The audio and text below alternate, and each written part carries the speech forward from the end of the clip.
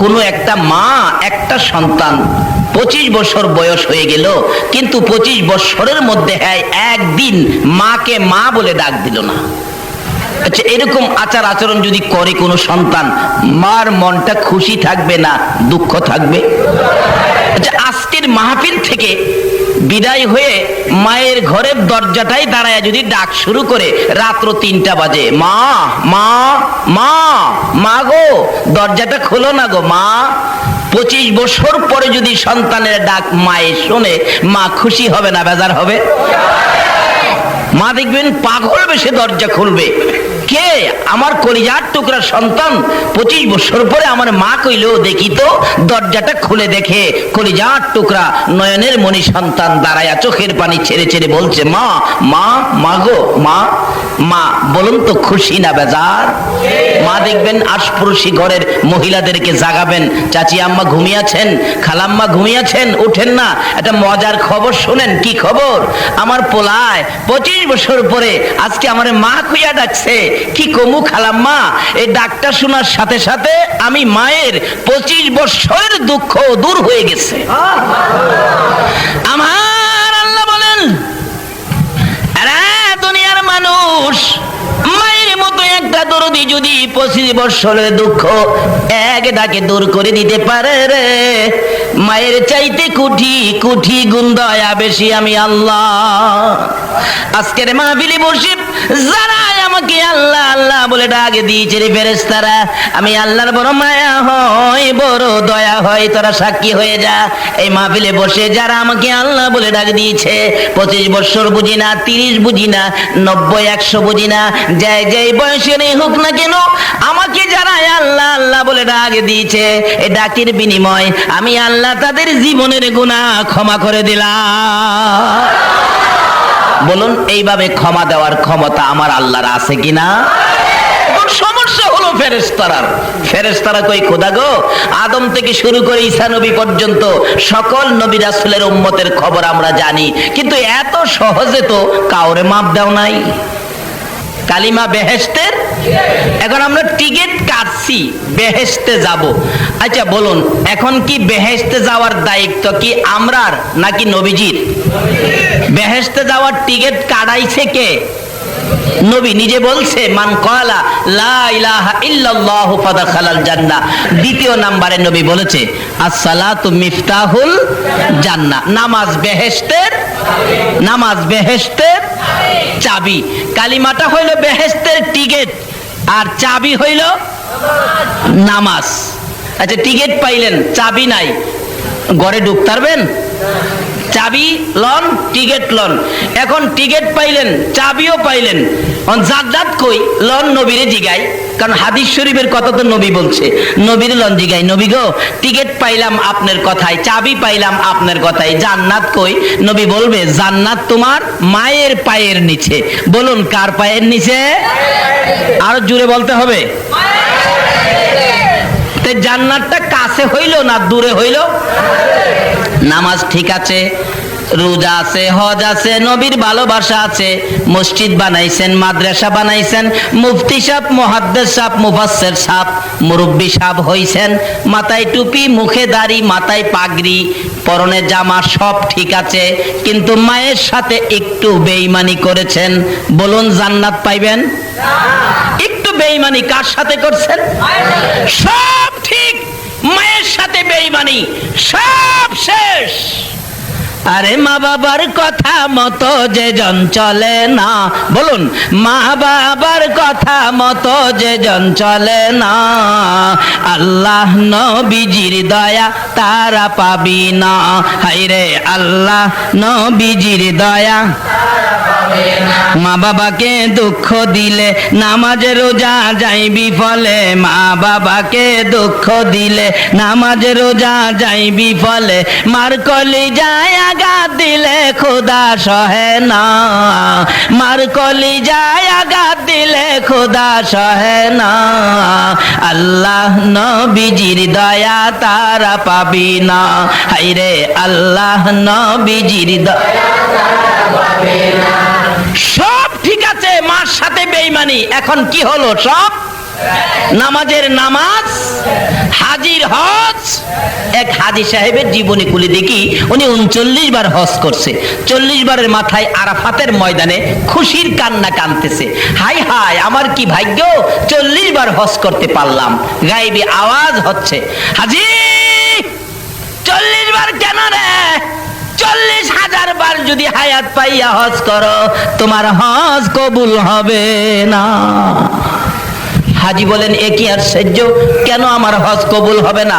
ব্যাপারটা কি জানতে চাই। আবার গায়েবী আওয়াজ হচ্ছে, হাজি রে একদিন তোর মার সাথে তর্কাতর্কি করে সাধারণ ব্যাপার নিয়ে কথা কাটাকাটি করে এক পর্যায়ে রাগ হইয়া রে হাজি তোর মারে লাথি মাইরা ঘরের বাইরে ফালাইয়া দিছিলি।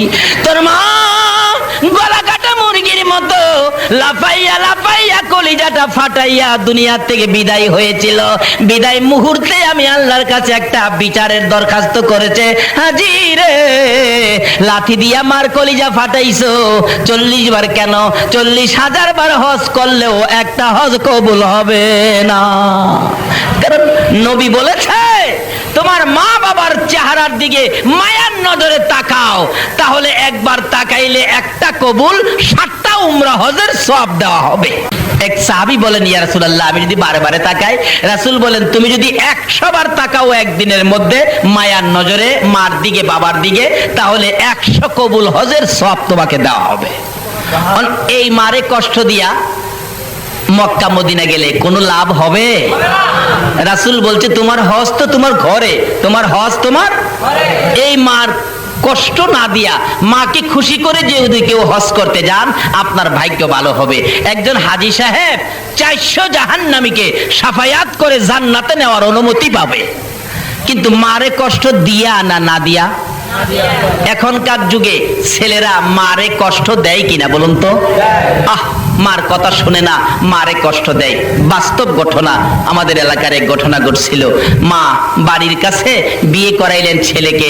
ছেলে তো শ্বশুর বাড়িতে যায়, মাশাআল্লাহ শাশুড়িও খুব আদর করে।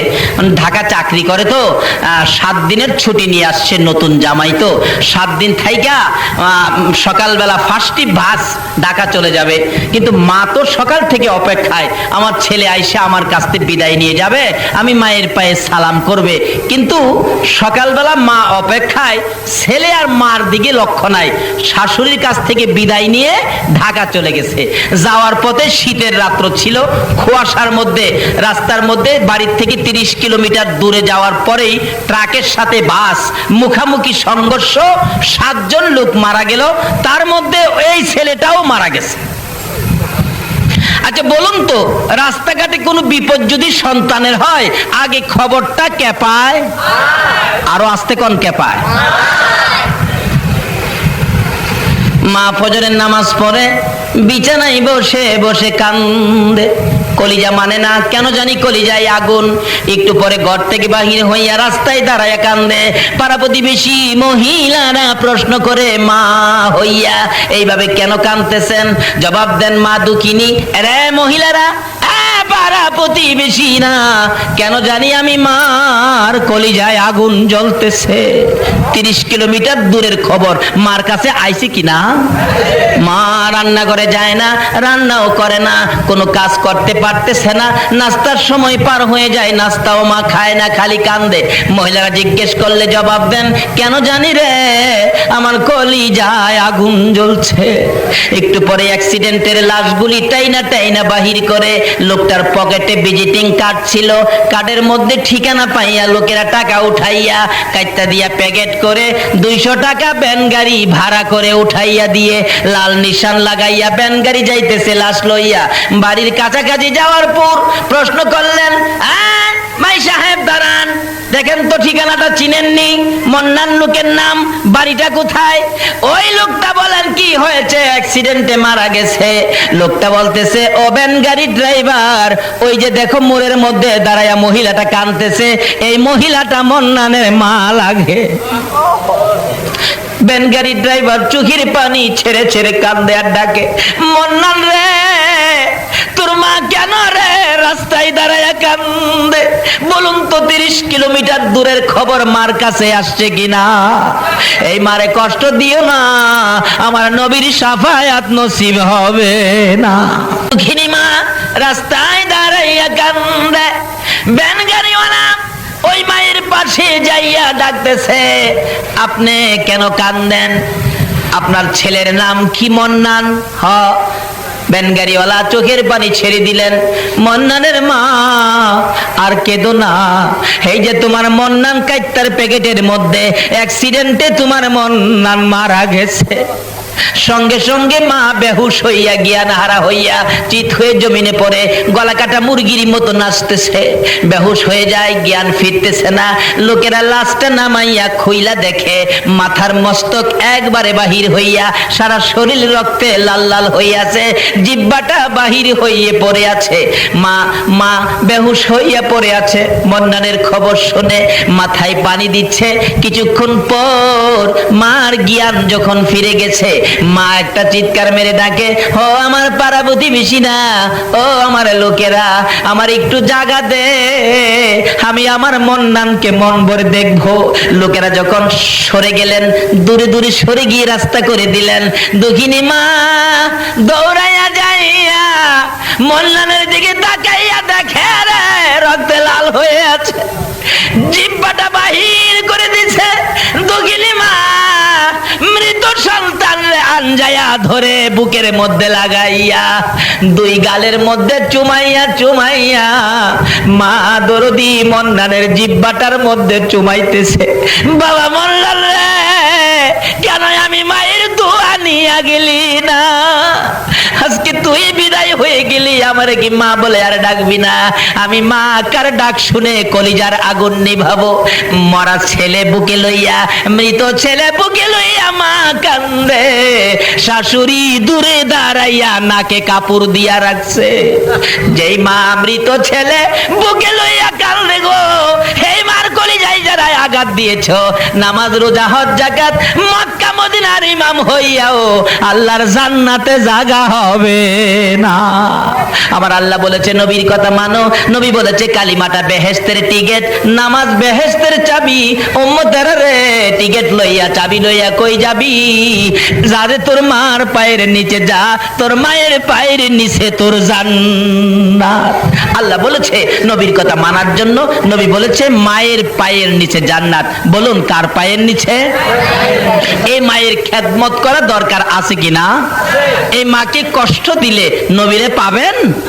এই মাকে যদি দুঃখ দেন নবীর শাফায়াত নসিব হবে? এখন দুঃখ দেওয়ার মতো ছেলে আমাদের বাংলাদেশে আছে কিনা?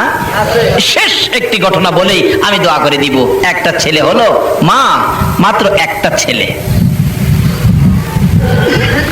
ছেলেটা হওয়ার আগে ছেলেটা বেঁচে আছে, মা নাই। মা আপনাকে আমাকে পেটে নিয়ে কত কষ্ট করছে। এই মারে কষ্ট দিলে আল্লাহর আরশ মানে না, আমার নবীর শাফায়াত নসিব হয় না। আমি যে এলাকায় ইমামতি করতাম এই এলাকার ঘটনা, বুড়া মানুষ তার মেয়ের জন্য একদিন আসরের নামাজের সময় মসজিদের দক্ষিণ পাশের জানালায় দাঁড়ায় কাঁদতেছে। গরিব ছিলেন, মেয়েটার বাচ্চা হবে তো, কিন্তু চিকিৎসার অভাবে মেয়েটা একবারে মৃত্যুর মুখে, পয়সা নাই, গরিব মানুষ। তার মা বুড়া মানুষ দরজায় দাঁড়ায় বলতেছে, মুসল্লি সাহেবান, আপনারা তো আমার এলাকার, আমার মহল্লার, আপনারা আমাকে একটু সাহায্য করেন। আমার মেয়েটার জন্য আপনাদের কাছে জীবন ভিক্ষা চাই।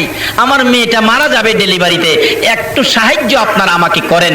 আল্লাহ বলেছেন যারা অসহায় ব্যক্তি সাহায্যের জন্য হাত বাড়ায়, এই হাতের নিচে দিয়ে আমি আল্লাহর কুদরতি হাতটা বাড়াই। কিন্তু কেউ তাকে দিল না। মাগরিবের সময় সালাম ফিরাইয়া বললাম, এই লোকটা অসহায়, মহিলাটা এমন বিপদের মধ্যে সাহায্য চাইলো, কেউ দিলেন না, এটা কাজটা ভালো হলো? একজন মুরব্বী বলেন, বাবা কার জন্য কে রোজগার করে রাখছে, কে কারে দেয়?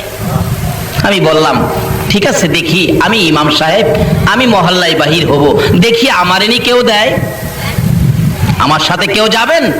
ইংরেজি শিক্ষিত একটা লোক, হাই স্কুলের মাস্টার, উনি বললেন, হুজুর আমি যাব আপনার সাথে। দুইজনে মিলে মহল্লার থেকে 35 কেজি চাউল তার সাহায্যের জন্য 750 টাকা উঠাইলাম। উঠায় পাঠায় বললাম হসপিটাল পাঠান। টাকার জন্য তাকে মরতে দেব না, হায়াত নাই, আমার কিছু করার নাই, আমি চিকিৎসার জন্য টাকা জোগাবো, তাকে পাঠান হসপিটালে। সরকারি হসপিটালে পাঠাইলে আমি সকালবেলা মক্তব ছুটি দিয়ে দৌড়ায় গেলাম, কি খবর দেখি যাইয়া দেখি ডাক্তার দাঁড়িয়ে আছে, তার মা বাবা দাঁড়িয়ে আছে। জিজ্ঞাসলাম, ডাক্তার সাহেব কি খবর?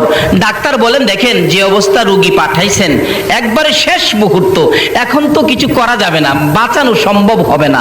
আমি বললাম, ডাক্তার সাহেব চিকিৎসা করেন, টাকার জন্য, চিকিৎসার জন্য আমি তাকে মরতে দেব না, মানুষের হাতে পায়ে ধরে আমি টাকা আনবো, চিকিৎসা করেন, গরিব মানুষ। ডাক্তার বলেন, তাহলে চেষ্টা করে দেখি দুইজনের একজন বাঁচানো যায় কিনা। যদি মা বাঁচাইতে চায় তাহলে বাচ্চাটা মারা যাবে, বাচ্চা বাঁচাইতে গেলে মা মারা যাবে। এখন তার গার্জিয়ান আপনারা পরামর্শ দেন, আমি কি বাচ্চা বাঁচাবো নাকি মা বাঁচাবো?